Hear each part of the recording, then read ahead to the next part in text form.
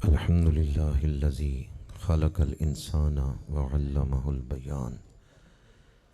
الصلاة والسلام على حبيب الرحمن سيد الإنس والجان صاحب الجود والإحسان سيدنا ومولانا محمد المبعوث بخير الملل والأديان وعلى آلہ وأصحابہ بدور الإيمان. اما بعد فأعوذ باللہ من الشیطان الرجیم. بسم اللہ الرحمن الرحیم. وما ارسلناک الا رحمة للعالمین. صدق اللہ مولانا العظیم. ان اللہ وملائکتہ یصلون علی النبی یا ایہا الذین آمنوا صلوا علیہ وسلموا تسلیما. الصلاۃ والسلام علیک یا رسول اللہ وعلی آلک واصحابک یا حبیب اللہ. الصلاۃ والسلام علیک یا رسول اللہ وعلی آلک واصحابک یا حبیب اللہ. قابل صد احترام علماء کرام، مہمانان ذی وقار، برادران اسلام، حاضرین و سامعین، اس وقت میں اور آپ ایک ایسی محفل میں بیٹھے ہوئے ہیں جس پر رحمتوں کا نزول ہو رہا ہے. پنجابی میں کسی نے کیا خوب کہا ہے، اے رحمتاں رب اکبر دیاں نے کہ کر کر محفلاں میرے پیغمبر دیاں نے.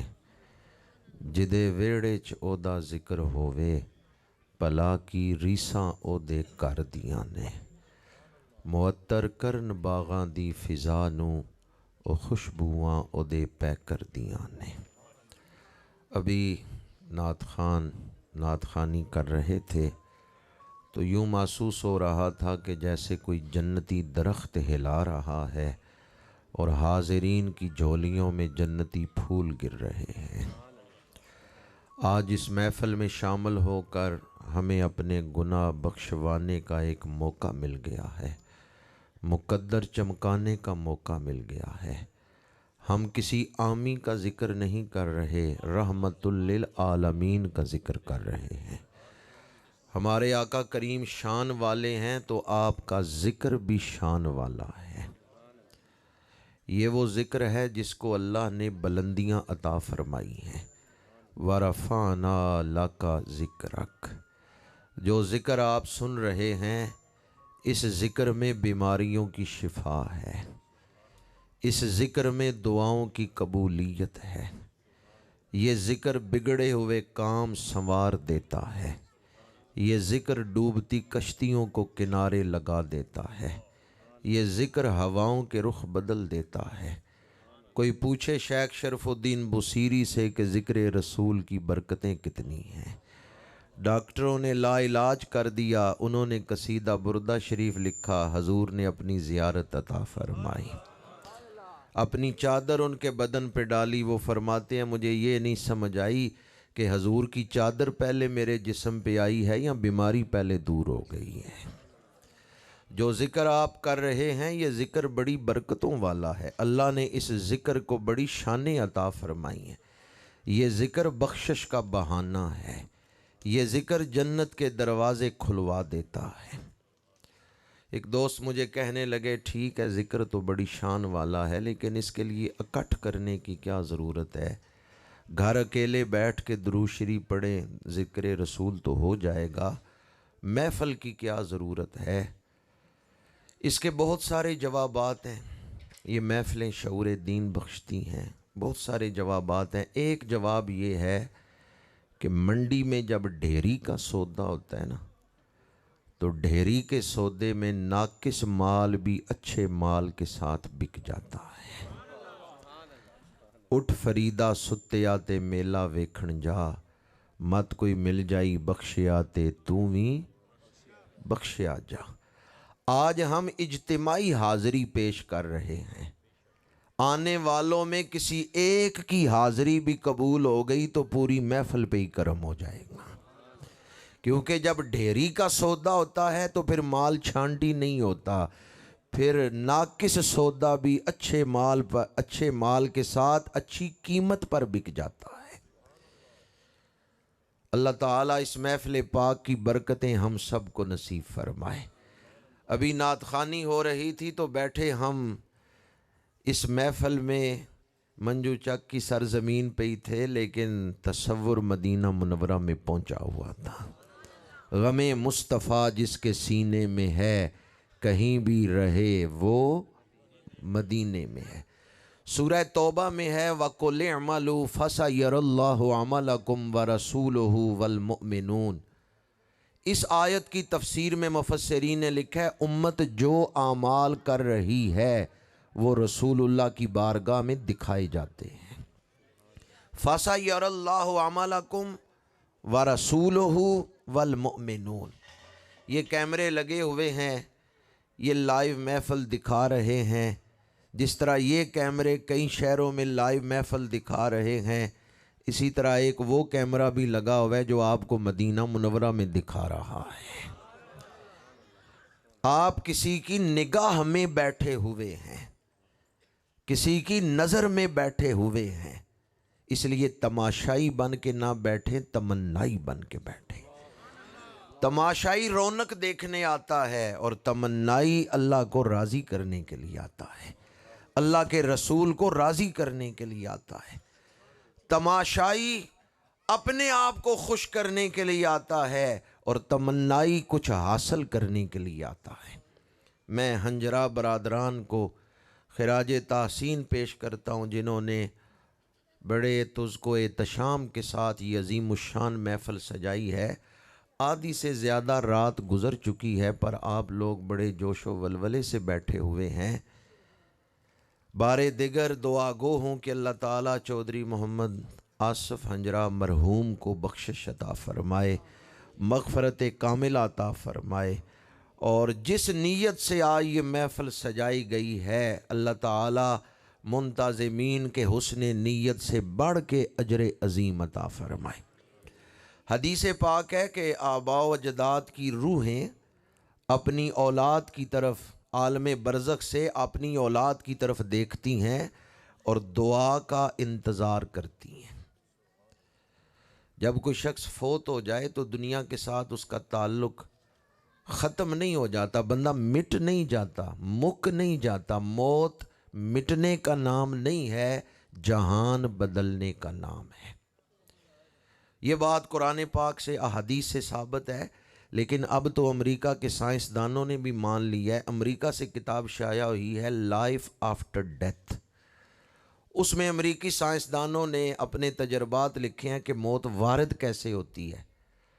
اس ساری کتاب کا خلاصہ یہ ہے، انہوں نے کہا کہ ایک لطیف چیز ہے جو بدن سے نکلتی ہے تو موت آتی ہے۔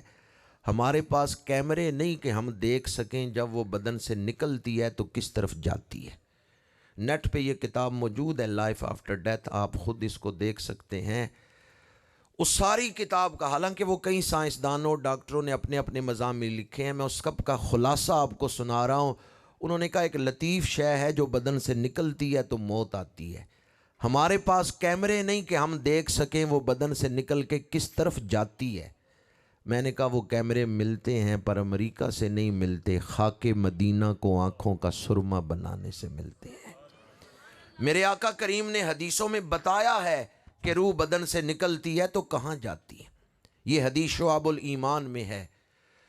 فرمایا میت اس طرح ہے جس طرح کسی کو گہرے پانی میں پھینک دیا جائے اور وہ تیرنا نہیں جانتا۔ جو آدمی تیرنا نہیں جانتا اسے گہرے پانی میں پھینک دے، وہ کنارے پہ کھڑے لوگوں کو مدد کے لیے پکارتا ہے۔ روح جب اس بدن سے نکلتی ہے، عالم برزخ میں جاتی ہے، اس جہان کے تقاضوں کو دیکھتی ہے۔ اس دنیا میں روپے پیسے کا سکہ چلتا ہے، وہاں نیکیوں کا سکہ چلتا ہے۔ پھر روح دیکھتی ہے اپنے گھر کی طرف، جس گھر سے وہ آئی ہے، اولاد کی طرف، بھائیوں کی طرف، برادری کی طرف، دوستوں کی طرف۔ روح انتظار کرتی ہے کوئی دعا کے ذریعے میری مدد کرے۔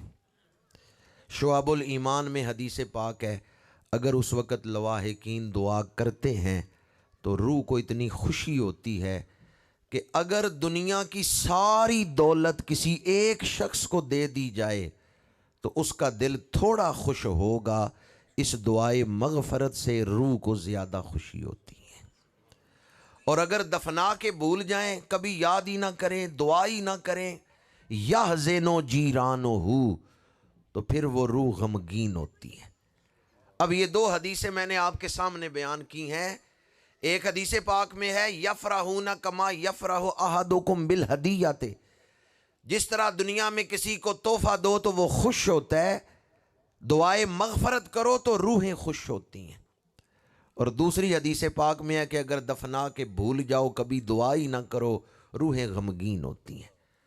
عارف کھڑی حضرت میاں محمد صاحب رحمۃ اللہ تعالیٰ علیہ کی اولاد نہیں تھی، انہوں نے شادی نہیں کی، اولاد نہیں تھی۔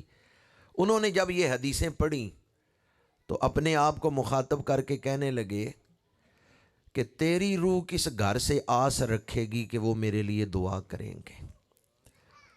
تو عالم برزخ میں جا کے کس گھر سے امید رکھے گا؟ تیری تو اولاد ہی کوئی نہیں۔ یہ شعر آج بھی کھڑی شریف گنبد کے چوطرفہ لکھا ہوا ہے۔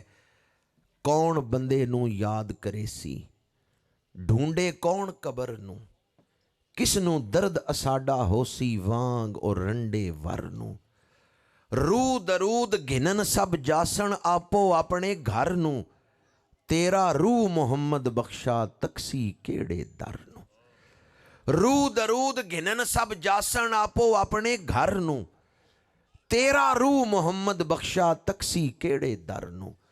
مرشد کریم کی زیارت ہوئی، انہوں نے کہا غم نہ کر، جو میرے پاس آئے گا وہ تیرے پاس بھی حاضری دے کے جائے گا۔ جو بات ہمارے صوفیاء نے مکشوفات کی روشنی میں لکھی ہے، وہی محدثین نے احادیث کی روشنی میں لکھی ہے کہ روحیں دعا کا انتظار کرتی ہیں۔ اور آج کی یہ محفل ایصال ثواب کے لیے منعقد ہوئی ہے، ذکر رسول کی یہ محفل، میلاد مصطفیٰ کی یہ محفل ایصال ثواب کے لیے منعقد ہوئی ہے۔ دعا گو ہوں اللہ کریم چودھری محمد آصف ہنجرا مرحوم کو مغفرت کاملہ عطا فرمائے، اور اللہ تعالی ہم سب کے آباء و اجداد کی بخشش فرمائے۔ بیٹا باپ کی قبر پہ جائے وہ کوئی احسان نہیں کر رہا، وہ اپنے باپ سے وفا کر رہا ہے۔ شاگرد استاد کو ایصال ثواب کرے، وہ کوئی احسان نہیں کر رہا، وہ اپنے استاد سے وفا کر رہا ہے۔ مرید مرشد کے مزار پہ جائے، وہ اپنے مرشد سے وفا کر رہا ہے، اور امتی رسول اللہ کے روضہ پاک پہ حاضری دے، وہ اپنے آقا سے وفا کر رہا ہے۔ آپ اہل وفا ہیں جو اس محفل میں رات گئے تک بیٹھے ہیں اور رسول اللہ کا ذکر سن رہے ہیں۔ اللہ تعالیٰ اس ذکر پاک کا صدقہ دلوں کو، ذہنوں کو نور عطا فرمائے۔ چمک تجھ سے پاتے ہیں سب پانے والے، میرا دل بھی چمکا دے چمکانے والے۔ اب تک تو میں نے محفل کے حوالے سے گفتگو کی ہے کہ یہ نہ دیکھیں، سر کی آنکھوں سے ہی محفل کو نہ دیکھیں، ایمان کی آنکھوں سے دیکھیں۔ یہ جو ذکر یہاں ہو رہا ہے یہ بڑی شان والا ذکر ہے۔ میں نے ذکر مصطفیٰ کے لیے، میلاد مصطفیٰ کے لیے جو آیت مبارکہ تلاوت کی ہے، یہ بڑی مشہور آیت ہے اور اکثر اہل ایمان کو یہ آیت زبانی یاد ہے، وَمَا أَرْسَلْنَاكَ إِلَّا رَحْمَةً لِّلْعَالَمِينَ۔ آج آپ کے سامنے میلاد مصطفیٰ کے حوالے سے، آمد نبوی کے حوالے سے چند ایک نکات بیان کرنے کے لیے میں نے رحمت للعالمین کا ذکر رحمت جس آیت میں ہے وہ آپ کے سامنے تلاوت کی ہے۔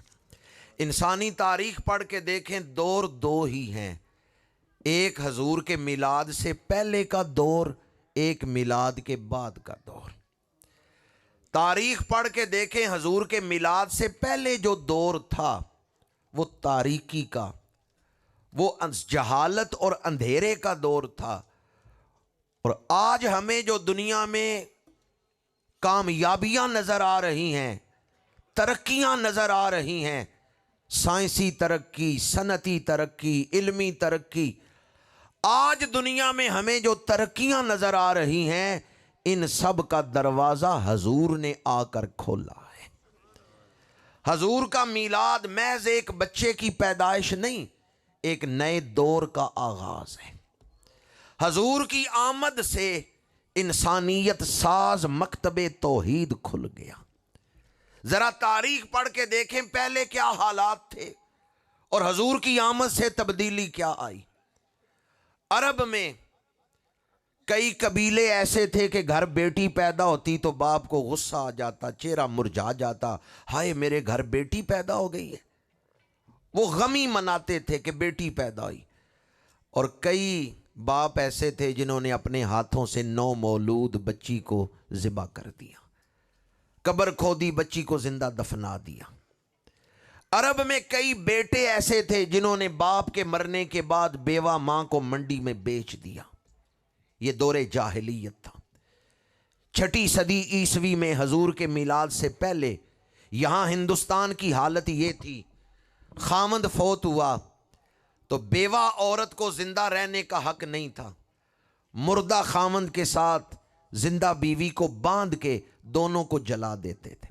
ہندو لاشوں کو جلاتے تھے تو چلو جو مردہ ہے اس کو تو جلا دو، تمہارے مذہب میں جلایا جاتا ہے، لیکن وہ زندہ بیوی کو، بیوہ عورت کو مردہ خامند کے ساتھ باندھ کے جلا دیتے تھے۔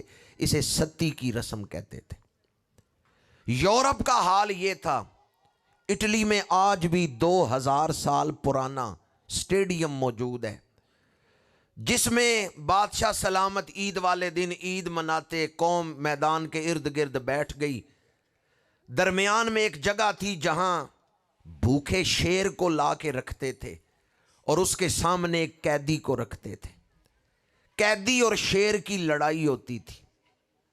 نیٹ پہ آپ خود بھی ریسرچ کر سکتے ہیں۔ میں متعدد دفعہ اٹلی گیا ہوں، اور اگر آپ کا کوئی عزیز رہتا ہو تو میں آپ کو دعوت فکر دیتا ہوں۔ اٹلی میں آج بھی کئی پرانی عمارتیں، 2000 سال پرانی عمارتیں اٹلی میں موجود ہیں۔ وہ سٹیڈیم آج بھی موجود ہے جس میں بادشاہ سلامت عید مناتے تھے، قیدی اور شیر کی لڑائی کرواتے، شیر اس قیدی کو ہلاک کرتا، قوم بیٹھ کے تفریح مناتی۔ شیر اس قیدی کے جسم سے گوشت نوچ کے کھا رہے، قوم عید منا رہی۔ افریقہ کی حالت یہ تھی۔ امیر افریقی غریبوں کی بستیوں میں جاتے، جیسے ہم جانوروں کو شکار کرتے ہیں، تاریخ میں ایک دور ایسا بھی گزرا ہے انسان انسانوں کا شکار کرتے۔ امیر افریقی غریبوں کا شکار کر کے ان کے جسم سے گوشت اتار کے آگ پہ بھون کے کھایا کرتے تھے۔ یہ حضور کے میلاد سے پہلے کا دور ہے۔ ادھر یونان کی حالت یہ تھی۔ فلسفیوں نے نظریہ پیش کیا تھا، ماڈل سوسائٹی وہ ہے جس میں کوئی معذور بچہ نہ ہو، ہر آدمی خود کما کے کھاتا ہو، ایک آدمی دوسرے پہ بوجھ نہ ہو۔ وہ معاشرہ مثالی معاشرہ ہے، وہ ترقی یافتہ معاشرہ ہے۔ تو فلسفیوں نے یونان میں یہ نظریہ پیش کیا، جو بچہ معذور پیدا ہو اسے پیدائش کے دن ہی قتل کر دو، مار دو، اس لیے کہ معذور بچہ جوان ہوگا تو معاشرے پہ بوجھ ہوگا۔ کتنے معذور بچے ایسے تھے جنہیں پہاڑوں کی چوٹیوں سے نیچے پھینکا گیا کہ یہ معاشرے پہ بوجھ ہیں۔ جب کوئی معذور بچہ زمین سے آ کے پٹکتا ہوگا، کوئی آہ تو بلند ہوتی ہوگی، کوئی چیخ تو بلند ہوتی ہوگی۔ میرے آقا کریم اسی آہ کا جواب بن کے دنیا میں تشریف لائے ہیں۔ ایک طائرانہ جائزہ میں نے دنیا کے مختلف علاقوں کا آپ کے سامنے پیش کیا ہے کہ میلاد مصطفیٰ سے پہلے دنیا کی حالت، اخلاقی حالت کیا تھی۔ کہیں بچیوں کو زندہ دفنایا جا رہا ہے، کہیں ماؤں کو منڈیوں میں بیچا جا رہا ہے، کہیں ستی کی رسم کے نام پر زندہ بیوہ عورت کو مردہ خامند کے ساتھ باندھ کے جلایا جا رہا ہے، کہیں بے بس قیدی کو بھوکے شیر کے ہاتھوں مروایا جا رہا ہے، کہیں امیر افریقی غریبوں کا شکار کر کے گوشت کاٹ کے کھا رہے ہیں، کہیں معذور بچوں کو پہاڑوں کی چوٹیوں سے نیچے پھینکا جا رہا ہے۔ اس زمین نے اپنی چھاتی پہ بڑے ظلم دیکھے، مظلوموں کی آہیں اور سسکیاں سوئے افلاک بلند ہوئیں۔ پروردگار کوئی ایسی رحمت نازل کر جو اس ظلم کے نظام کو بدل دے، پروردگار کوئی ایسی رحمت نازل کر جو مسکینوں کے لیے آسرا بنے۔ 12 ربیع الاول کی صبح حضرت عبداللہ کے گھر حضرت بی بی آمنہ کی گود میں جب میرے اور آپ کے آقا کریم تشریف لا رہے تھے تو وہ بھیجنے والا رب اعلان کر رہا تھا وما ارسلناکا الا رحمت للعالمین، اے دنیا انسانیت کے مظلوموں، اے بیواؤں، اے یتیموں، اے بے نواؤں، اے مسکینوں، اے غلاموں، آج خوش ہو جاؤ، اللہ کا محبوب رحمت بن کے آ گیا ہے۔ وہ دیکھو نور برسا تھا، عرب کا تاجدار آیا، ملی راحت غلاموں کو، یتیموں کو قرار آیا۔ آدمی صحرا میں چل رہا ہو، بادل آ جائیں، سایہ ہو جائے، بارش برسنے لگے، مسافر کتنا خوش ہوگا۔ حضور ابر کرم بن کے تشریف لائے ہیں۔ بد اخلاقی اور ظلم کی دھوپ میں جلتی ہوئی انسانیت کے لیے حضور رحمت بن کے آئے، ابر کرم بن کے آئے۔ حضور کی آمد سے تبدیلی کیا آئی؟ پہلے بیٹیوں کو زندہ دفنایا جا رہا ہے، کئی قبیلوں میں باپ نے بیٹی کو زندہ درگور کر دیا۔ حضور تشریف لائے تو فرمایا بیٹی تو رحمت ہے، جس گھر میں بیٹی پیدا ہو رحمت کا فرشتہ نازل ہوتا ہے اور اس بچی کے سر پہ ہاتھ رکھ کے کہتا ہے جو تیری پرورش کرے گا اللہ اس کی مدد کرے گا۔ اور حضور نے فرمایا جو بچیوں کی آزمائش میں ڈالا گیا، اس نے بچیوں کی پرورش کی، اچھی تربیت کی، ان کے حقوق ادا کیے، وہ قیامت کے دن مجھ محمد کے ساتھ ہوگا۔ پھر حضور نے اپنے دست مبارک کی انگلیاں ملا کے دکھایا، دما اصابعہ، دست مبارک کی انگلیاں ملا کے دکھایا، فرمایا جس طرح میرے ہاتھ کی یہ انگلیاں ایک دوسرے سے ملی ہوئی ہیں، جو بچیوں کی پرورش کرے گا وہ اس طرح قیامت کے دن میرے قریب ہوگا۔ آج بچی پیدا ہو تو ہم کہتے ہیں رحمت آئی ہے۔ یہ کس نے بچی کی پیدائش کو رحمت بنایا ہے؟ میرے آقا کریم صلی اللہ علیہ وآلہ وسلم نے بچیوں کی پیدائش کو رحمت قرار دیا۔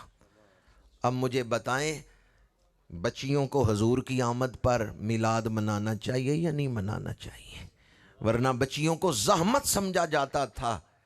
میرے آقا جب مدینہ منورہ تشریف لائے تو مدینہ منورہ کی بچیاں یہ نعت پڑھ رہی تھیں، طلع البدر علینا من ثنیات الوداع وجب شکر علینا ما دعا للہ دائی۔ یہ وہ بچیاں تھیں جنہیں پتہ چلا نا حضور تشریف لا رہے ہیں تو سہیلیاں ایک دوسرے سے کہتی ہیں چلو چل کے اللہ کے نبی کا دیدار کریں۔ یہ وہ بچیاں تھیں جو کلمہ پڑھ چکی تھیں پر ابھی دیدار نہیں تھا کیا، شوق دیدار میں اس راستے میں کھڑی ہوئیں جہاں سے حضور کی سواری نے گزرنا ہے۔ سواری چڑھائی چڑھ رہی ہے، اونٹنی کا سر نظر آیا، دل کی دھڑکنیں تھم گئیں، بس دیدار کا لمحہ آن پہنچا ہے۔ سواری ایک قدم آگے اٹھائے گی ہمیں رسول اللہ کا دیدار ہو جائے گا۔ یہ بچیاں نعت یاد کر کے نہیں تھیں آئیں، ریہرسل کر کے نہیں آئیں کہ جب حضور تشریف لائیں گے تو ہم نے استقبالیہ کلام پڑھنا ہے، نہیں، یہ تو صرف زیارت کرنے کے لیے آئیں۔ پر جو ہی حضور کا حسن پاک دیکھے نا، محبت نے لفظ سکھا دیے، عشق نے نعت پڑھا دی ہے۔ جو ہی رخ ودھا نظر آیا، بے ساختہ وہ بچیاں پکار اٹھیں، طلع البدر علینا، چڑھیا نہیں چڑھیا چن 14ویں رات دا، او نظر آندہ اے نوشہ برات دا۔ طلع البدر علینا، بدر کہتے ہیں 14ویں کا چاند، پہلی رات کا چاند ہلال کہلاتا ہے، بڑھتا ہوا چاند 7ویں رات 8ویں رات قمر کہلاتا ہے، جب پورا ہو جاتا ہے 14ویں رات تو اسے کہتے ہیں بدر۔ 14ویں کے چاند کو عربی میں بدر کہتے ہیں۔ ان بچیوں نے یہ نہیں کہا طلع القمر ہو، طلع الہلال ہو، نہیں، انہوں نے کہا طلع البدر علینا، چڑھیا نہیں چڑھیا چند 14ویں رات دا۔ طلع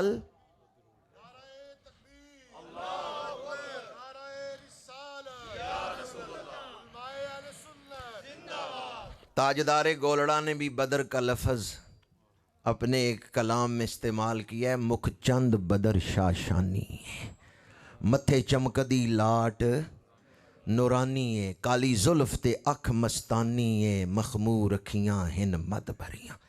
جرمنی کا ایک شہر ہے نیورنبرگ، المدینہ مسجد، ختم نبوت کانفرنس میں وہاں شامل ہوا۔ میرے میزبان دوستوں نے بتایا کہ یہ مسجد پہلے نائٹ کلب تھا، شراب خانہ تھا، اس کا جو مالک تھا وہ غیر مسلم تھا۔ جس دن اس نے کلمہ پڑھا 4 کروڑ روپے کی جگہ اس نے مسجد کو دے دی۔ یہ اس وقت 4 کروڑ تھا جب ابھی یورو 100 روپے کا تھا، اب تو وہ 4 کروڑ کی جگہ نہیں، اب تو اس سے مہنگی ہے۔ وہ نو مسلم ابھی زندہ ہے، میرے پاس اس کا فون نمبر بھی ہے۔ ایڈریس تو میں علی اعلان بتا رہا ہوں، ریکارڈنگ ہو رہی ہے۔ نیورنبرگ شہر کا نام ہے، یہ سٹوٹگارٹ سے 200 کلومیٹر کے فاصلے پہ ہے۔ المدینہ مسجد ہے، محمد عبد الرحمن اس نو مسلم کا نام ہے۔ میں نے اس سے پوچھا تیرے کلمہ پڑھنے کا سبب کیا بنا ہے؟ اس نے ایک طویل واقعہ سنایا، پر آخری بات اس نے یہ کی، کہتا ہے مجھے جاگتے ہوئے رسول اللہ کا دیدار نصیب ہوا ہے۔ جس دن مجھے حضور کا دیدار ہوا ہے اس دن میں نے کلمہ پڑھ لیا ہے۔ محبت آفرین ماحول تھا، میں نے کہا ذرا حضور کا حلیہ پاک تو بیان کرو کہ آپ کا حلیہ کیسا ہے۔ یقین جانی اس نے وہی حلیہ پاک بیان کیا ہے جو حدیث کی کتابوں میں لکھا ہوا ہے، پر ایک جملہ وہ کمال وارفتگی محبت سے کہتا تھا، وہ کہتا ہے حضور صرف سونے نہیں، بہت سونے ہیں۔ حضور صرف سونے نہیں، آپ کا کیا عقیدہ ہے؟ حضور سے بھی سونا کوئی اللہ نے بنایا ہے؟ حضور سے زیادہ بھی حسین کوئی اللہ نے بنایا ہے؟ میں اور آپ جب شیشہ دیکھتے ہیں نا، آئینہ، شکر کرتے ہیں اللہ نے ہمیں انسان بنایا ہے، خوبصورت بنایا ہے، لیکن شیشہ دیکھتے ہوئے کبھی خیال آ ہی جاتا ہے کہ اگر میرا رنگ چٹا ہوتا نا تو پھر میں زیادہ سونا لگتا۔ کبھی خیال آ جاتا ہے کہ میری آنکھیں اگر اس طرح ہوتی تو میں زیادہ سونا لگتا۔ کبھی خیال آتا ہے میرے ہاتھ اگر اس طرح ہوتے، انگلیاں مخروطی ہوتی، میں زیادہ سونا لگتا۔ مجھے وہ ہستی بتائیں کہ جن کا چہرہ دیکھیں، جسم مبارک دیکھیں تو یہ خیال نہیں آتا کہ آنکھیں ایسی ہوتی تو زیادہ سونی لگتی، وہاں ہر عضو ہی کمال حسن پہ ہے۔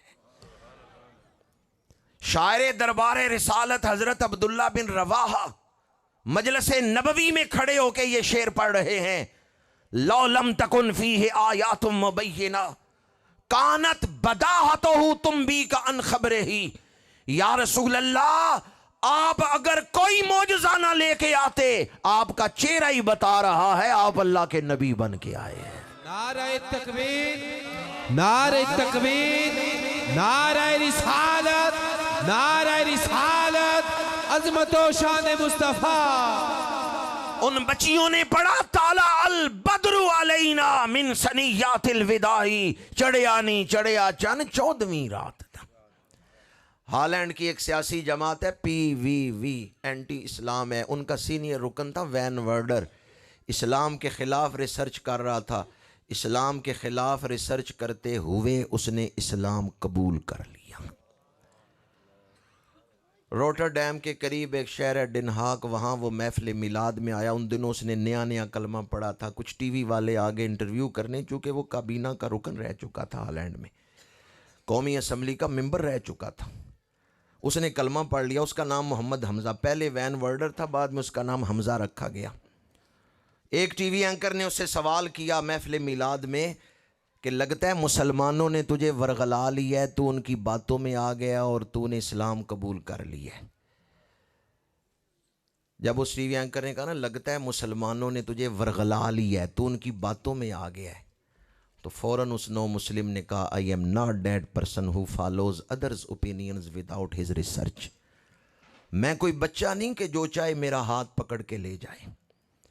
میں نے فیصلہ کیا تھا کہ حقیقت تک پہنچوں گا، تحقیق کروں گا، عالمی عدالت انصاف کا جو میرٹ ہے اس پر میں تحقیق کروں گا۔ آج میں اس نتیجے پہ پہنچا ہوں، میری ساری زندگی کی تحقیق کا نتیجہ یہ ہے دنیا میں قرآن جیسی کتاب کوئی نہیں ہے، محمد عربی جیسی ہستی کوئی نہیں۔ مسلمانوں یہ کون کہہ رہا ہے کہ دنیا میں قرآن جیسی کتاب کوئی نہیں ہے، محمد عربی جیسی ہستی کوئی نہیں ہے؟ جو پیدا غیر مسلموں کے گھر ہوا، جس کا معاشرہ غیر مسلم معاشرہ تھا۔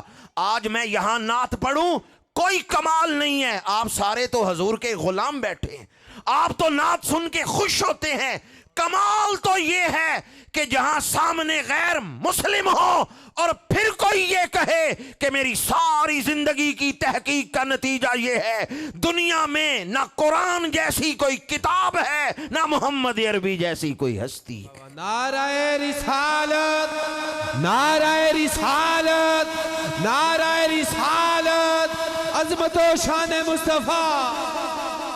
سب سے اولا و اعلیٰ، سب سے بالا و والا، خلق سے اولیاء، اولیاء سے رسول اور رسولوں سے اعلیٰ۔ جرمنی کا اسکالر ہے مارگولیس، وہ کہتا ہے جتنی کتابیں حضور کی شان میں لکھی گئی ہیں کسی انسان کی شان میں اتنی کتابیں نہیں لکھی گئیں۔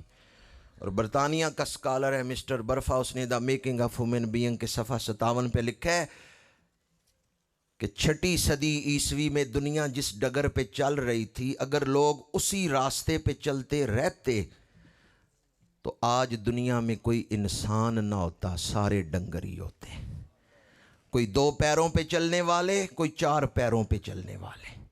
مسٹر برفا کہتا ہے انسانوں کو انسان بنایا ہے تو محسن انسانیت نے بنایا ہے، سینوں میں اخلاق حسنہ اتارے ہیں تو معلم اخلاق نے آ کر لوگوں کو اچھے اخلاق سکھائے ہیں، خدا کی پہچان کروائی تو رسول عربی نے آ کے کروائی۔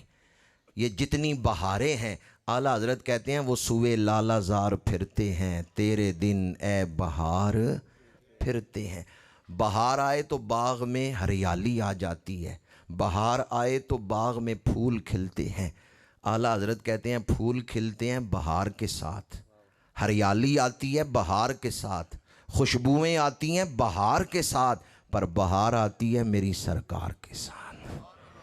یہ جتنی بہاریں ہیں، خدا کی معرفت کی بہار، خدا کی عبادت کی بہار، اخلاق حسنہ کی بہار، علم کی بہار، یہ ساری بہاریں حضور کی آمد کا ہی صدقہ ہے۔ حضور کا وجود برکتوں والا وجود ہے۔ جو تمہید میں نے آپ کے سامنے رکھی اس کی روشنی میں بات عرض کر رہا ہوں۔ بچیوں سے نفرت کی جاتی تھی، میرے آقا کریم نے آ کے فرمایا بچیاں تو رحمت ہیں۔ ماں باپ کو بوجھ سمجھا جاتا تھا، باپ فوت ہو گیا، بیوہ ماں کو اولاد بوجھ سمجھتی تھی، میرے آقا کریم نے فرمایا جنت ماں کے قدموں تلے ہے۔ اب ہم جس دور میں زندگی گزار رہے ہیں نا، جب سے یہ چھوٹا ٹی وی آیا ہے، موبائل کے اندر سوشل میڈیا، اب ہم آگے جس دور میں داخل ہو رہے ہیں کہ سوشل میڈیا میں آ گیا میٹاورس، AI، ورچوئل ورلڈ، پتہ نہیں کیا کیا چیزیں موبائل کے اندر آ گئی ہیں۔ اب اگلا دور بے چینی کا ہے، جو آگے وقت آ رہا ہے نا وہ پریشانی کا وقت ہے۔ جو چیزیں موبائل کے اندر آ گئی ہیں، ایک بیٹے کے پاس وقت ہے کہ وہ رات 2-3 بجے تک موبائل چلا سکتا ہے، لیکن 10 منٹ نہیں کہ باپ کے پیر دبائے، ماں کے پاس بیٹھے۔ میرے آقا کریم نے فرمایا جنت ماں کے قدموں تلے ہے، جس پر باپ راضی ہے اس پر خدا راضی ہے۔ موبائل کتنا عرصہ استعمال کریں گے؟ آج ہم موبائل پر ایمان لا چکے ہیں، سوشل میڈیا پر ایمان لا چکے ہیں۔ ایجاد ہوا تھا سہولت کے لیے، پر اس نے سہولت نہیں، زندگی کو اور بے چینی دے دی ہے۔ پچھلے سال فروری میں واقعہ ہوا تھا پشاور میں، 14-15 سال کا بچہ موبائل پہ گیم کھیل رہا تھا، باپ نے منع کیا، اس نے باپ کو قتل کر دیا۔ اور ٹی وی پہ اس نے انٹرویو دیتے ہوئے بھی کہا، ماں آگے بڑھی، اس نے ماں کو بھی گولی مار دی، دونوں کو قتل کر دیا تھا۔ میرے آقا کریم نے فرمایا والدین تمہارے لیے برکت ہیں، البرکۃ ما اکابرکم۔ اور ایک حدیث پاک میں فرمایا ہما جنتوں کا و ناروں کا، تمہارے والدین تمہاری جنت بھی ہیں، تمہارا دوزخ بھی ہے۔ دین رشتوں کو مضبوط کرتا ہے۔ جو بڑوں کا ادب نہ کرے، چھوٹوں پر شفقت نہ کرے، وہ ہم میں سے نہیں ہے۔ فرمایا جو بڑوں کا ادب نہ کرے اور چھوٹوں پہ شفقت نہ کرے، وہ ہم میں سے نہیں ہے۔ تو اسلام نے ہمیں اخلاق حسنہ کی تعلیم دی ہے۔ فرمایا بہادر وہ ہے جو اپنے غصے کو کنٹرول رکھتا ہے، پہلوان وہ ہے جو اپنے غصے کو کنٹرول رکھتا ہے۔ یہ میرے آقا کریم نے دنیا کو پیغام رحمت دیا ہے۔ حضور کی ذات بھی رحمت ہے، حضور کی تعلیمات بھی رحمت ہے۔ ادھر یونان میں بچوں کو پہاڑوں کی چوٹیوں سے نیچے گرایا جاتا تھا۔ کتنے بچے ایسے تھے جنہیں معذور ہونے کی وجہ سے مار دیا گیا کہ یہ معاشرے پر بوجھ ہیں، پر میرے آقا کریم نے فرمایا ان ضعیفوں کی وجہ سے، کمزوروں کی وجہ سے اللہ تمہیں رزق عطا کرتا ہے۔ گھر میں کوئی ضعیف ہے، کمزور ہے، وہ خود کما نہیں سکتا، تو یہ نہ سمجھنا کہ تم محنت کر کے کما رہے ہو اور اس ضعیف کو یا معذور کو کھلا رہے ہو۔ فرمایا انکم سترزقون بدعفائکم، ان ضعیفوں کی وجہ سے رب تمہیں رزق عطا فرما رہا ہے۔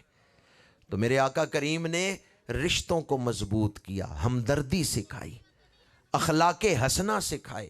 اپنا دکھ تو ہر کوئی محسوس کرتا ہے، کمال انسانیت یہ ہے کہ دوسروں کا دکھ محسوس کیا جائے۔ وما ارسلناک الا رحمتا للعالمین۔ اب تک میں نے آپ کے سامنے تمہید کے حوالے سے ہی گفتگو کی کہ حضور سراپا رحمت بن کے تشریف لائے، اور آپ کی آمد سے تبدیلی آئی ہے، آپ کی آمد سے ہی معاشرے میں بہاریں آئی ہیں۔ جس طرح آپ کی ذات رحمت ہے، اسی طرح آپ کی بات بھی رحمت ہے۔ حدیث پاک ہے جو میرے اوپر ایک دفعہ درود پڑے اللہ اس کے 10 گناہ معاف کر دیتا ہے، اللہ اس کے 10 درجے بلند کر دیتا ہے، اللہ اس پر 10 رحمتیں نازل کرتا ہے۔ تو اس حدیث سے کیا ثابت ہوا؟ حضور کا ذکر بھی رحمت ہے، حضور کا ذکر بھی رحمت ہے۔ میں ابھی عرض کر رہا تھا کہ موبائل میں جو چیزیں آ گئی ہیں ان کی وجہ سے اب ہم بے چینی کا شکار ہیں، اور آگے جو دور آ رہا ہے اس میں پریشانی ہے۔ تو ہم کیسے اس بے چینی سے نکل سکتے ہیں؟ سکون کہاں ہے؟ الا بذکر اللہ تطمئن القلوب۔ قرآن کہتا ہے خوب غور سے سنو، اللہ کے ذکر میں دلوں کا سکون ہے، اللہ کے ذکر میں دلوں کا سکون ہے۔ نماز ذکر کی بہترین صورت ہے، تلاوت قرآن اللہ کے ذکر کی بہترین صورت ہے، اور درود شریف یہ حضور کا ذکر ہے، لیکن یہ بھی اللہ ہی کا ذکر ہے، اس حوالے سے کہ یہ اللہ کے محبوب کا ذکر ہے، یہ اللہ کے رسول کا ذکر ہے۔ اس میں احمد کا وظیفہ ہے، ہر ایک غم کا علاج، لاکھ خطرے ہوں اسی نام سے ٹل جاتے ہیں۔ جب کبھی پریشان ہوں حضور کا ذکر کریں، جب کبھی مایوسی گھیر لے اور سمجھ نہ آئے کہ مجھے کیا فیصلہ کرنا چاہیے یا اب میں کیا قدم اٹھاؤں، درود شریف پڑھیں، سینہ کھل جائے گا، شرح صدر نصیب ہو جائے گا۔ اللہ نے حضور کے ذکر کو بڑی برکتیں عطا فرمائی ہیں۔ درود پاک کی برکات اگر ساری زندگی بیان کرتے رہیں، زندگی ختم ہو جائے گی، درود پاک کے فضائل نہیں ختم ہوں گے۔ ایک حدیث پاک آپ کو سنا رہا ہوں جسے امام حاکم نے المستدرک میں نقل کیا ہے۔ ایک صحابی حضور کی محفل میں حاضر ہوئے اور آپ کے سامنے دو زانو بیٹھے، سوال کر رہے ہیں، حضور جواب دے رہے ہیں۔ تھوڑی دیر کے بعد ایک اعرابی آیا، مسجد کے دروازے پہ کھڑے ہو کے اس نے عرض کیا، یا رسول اللہ صلی اللہ علیہ وسلم، یہ جو صحابی آپ کے سامنے بیٹھے ہیں اور دینی مسائل پوچھ رہے ہیں، یہ میری اونٹنی چوری کر کے لائے ہیں، یہ جس سرخ اونٹنی پہ بیٹھ کے آئے ہیں یہ میری ہے اور یہ چوری کر کے لائے ہیں۔ میرے آقا کریم نے فرمایا تم کوئی گواہ دے سکتے ہو کہ یہ چوری کی اونٹنی ہے؟ تو جس نے دعویٰ کیا تھا اس نے کہا کہ مجھے مہلت دیں، اس وقت تو میرے پاس کوئی گواہ نہیں ہے، میں پھر گواہ لاؤں گا۔ آپ نے حضور حیدر کرار شیر خدا کی ڈیوٹی لگائی کہ جب یہ گواہ لائے تو دیکھنا۔ اس دوران آپ نے دیکھا جس پہ الزام لگا نا وہ صحابی سر جھکائے بیٹھے ہیں، پریشان بیٹھے ہیں۔ حدیث پاک ہے المستدرک میں، اونٹنی نے انسانوں کی طرح بولنا شروع کر دیا۔ چند آوازیں آئی ہیں سبحان اللہ، باقی یہ تو نہیں سوچ رہے کہ شاید میں مبالغے سے کام لے رہا ہوں کہ اونٹنی نے بولنا شروع کر دیا۔ حضور کا معجزہ تو یہ ہے کہ ابو جال کی مٹھی میں کنکریاں بولنے لگتی ہیں، او پتھراں نو کلمے پڑھا جان دائے، او گنگیاں نو گلاں کرا جان دائے، او سکیاں کھجوراں اگا جان دائے، میرے آقا دا رتبہ خدا جان دائے۔ ذرا دیانتداری سے بتائیں، جن کے وجود کی برکت سے کنکریاں بولنے لگتی ہیں، کیا اونٹنی نہیں بول سکتی؟ ابو جال کی بند مٹھی میں کنکریاں بولنے لگیں اور حضور کا کلمہ پڑھنے لگیں، تو جن کے وجود کی برکت سے سنگریزے بولتے ہیں، کیا اونٹنی نہیں کلام کر سکتی؟ او پتھراں نو کلمے پڑھا جان دائے، او گنگیاں نو گلاں کرا جان دائے، او سکیاں کھجوراں اگا جان دائے، میرے آقا دا رتبہ خدا جان دائے۔ نعرہ رسالت، نعرہ رسالت، عظمت و شان مصطفیٰ۔ حدیث پاک ہے جب وہ اونٹنی بولی تو اس نے کلام کیا کی ہے؟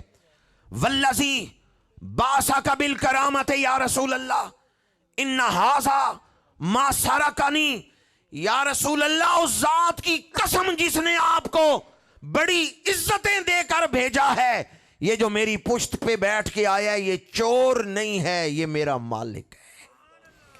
والذی باسک بالکرامت یا رسول اللہ ان ھذا ما سرکنی، اس اونٹنی نے گواہی دی یہ جو میری پشت پہ سوار ہو کے آیا یہ چور نہیں ہے۔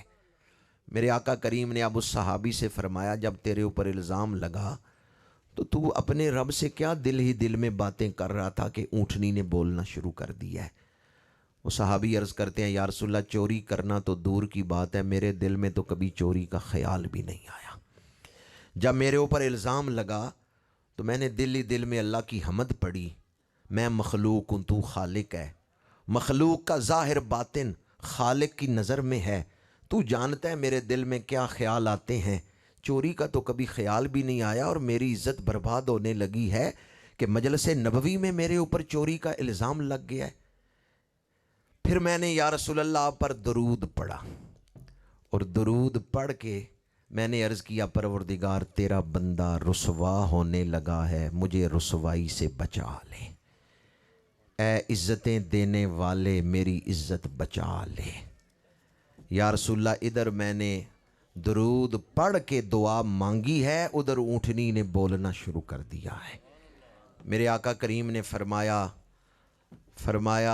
اکثر الصلاۃ علیہ، فرمایا جب تو درود پڑھ رہا تھا میں دیکھ رہا تھا کہ چاروں طرف سے فرشتے تیری طرف آ رہے ہیں، یکتبون مقالتک، تو جو پڑھ رہا فرشتے لکھ رہے ہیں۔ اور پھر فرمایا درود نہ چھوڑنا، جس طرح درود کی برکت سے آج دنیا میں تیری عزت بچ گئی ہے، قیامت کے دن بھی اللہ تجھے عزتیں عطا فرمائے گا۔ اس لیے میں عرض کر رہا تھا حضور کی ذات بھی رحمت ہے، اور حضور کی بات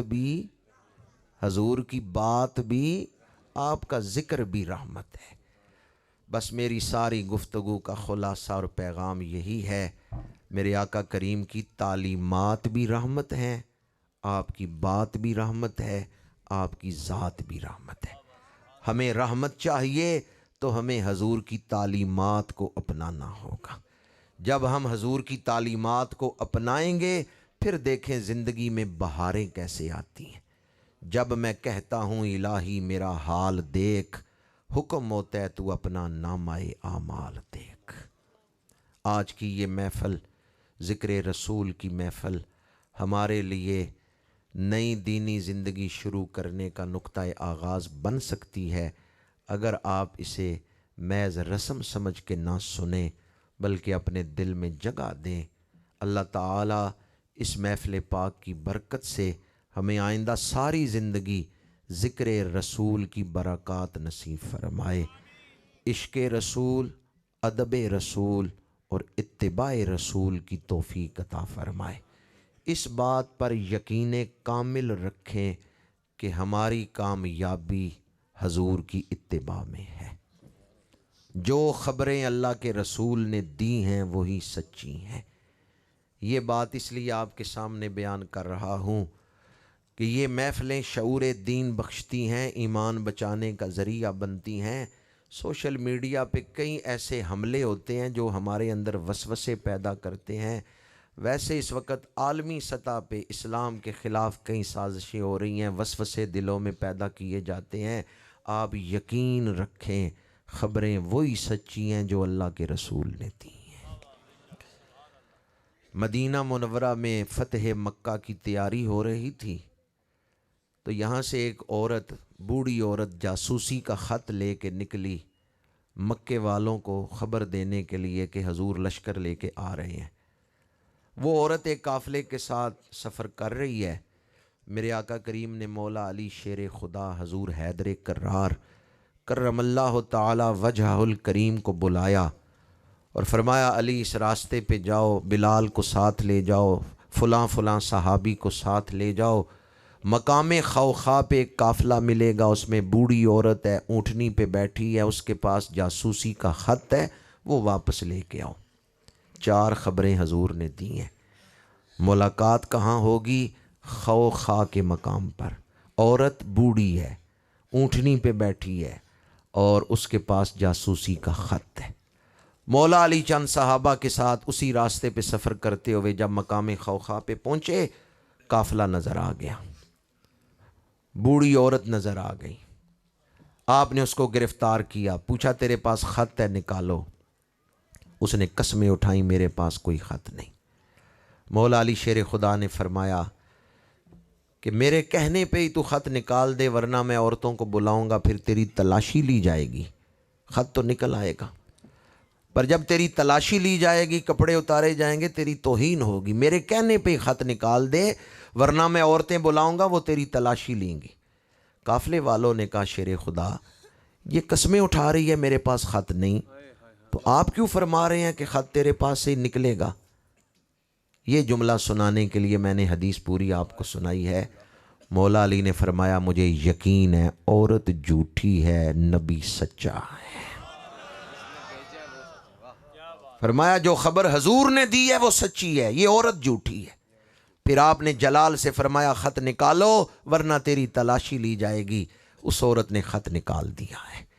قافلے والوں نے کہا ہم تو اس کی قسموں پہ اعتماد کر بیٹھے تھے، پر شیر خدا آپ کے یقین نے خط نکلوا ہی لیا ہے۔ یقین بڑی دولت ہے۔ مولا علی کو کس بات پر یقین تھا؟ عورت جھوٹی ہے، رسول اللہ کی عطا کردہ خبریں سچی ہیں، جنہوں نے مجھے بھیجا ہے وہ سچے ہیں۔ آپ بھی اس بات پر یقین رکھیں خبریں وہی سچی ہیں جو اللہ کے رسول نے دی ہیں۔